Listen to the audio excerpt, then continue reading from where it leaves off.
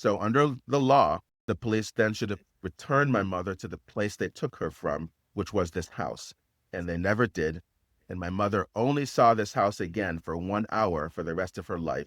That was after my father's cousin had freed her from the control of my brother Chris, but he still was trying to take the house, and he still was demanding that my mother was not should not be allowed to live in the house. This was very carefully orchestrated. He Yeah, thought of yes, I everything. yes, I believe that he had planned this for years. In 2019, his wife Sharon Epperson was sued by a man named James Beelan Rogers Jr. She was sued for $2 million, and my recollection is that the lawsuit was settled 2 months later. But in October 2019, when the lawsuit was initiated, that's when my brother had my mother see a PhD psychologist. And I thought, well, that's strange. He didn't tell us about that. I found this out later, years later. So why is he having secret appointments? Or maybe he sent my mother's file to the man. Why is he having secret appointments? And someone with a PhD can't medically help my mother, and everyone agrees her memory won't improve.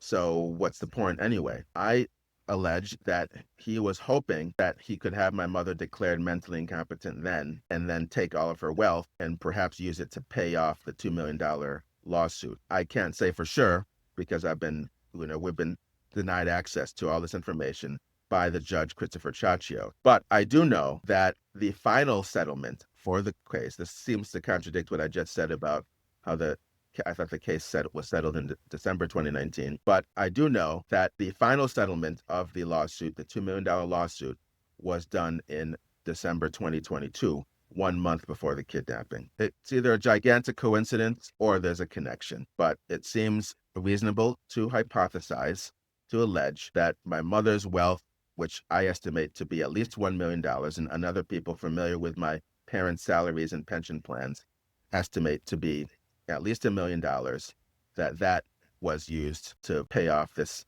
settlement.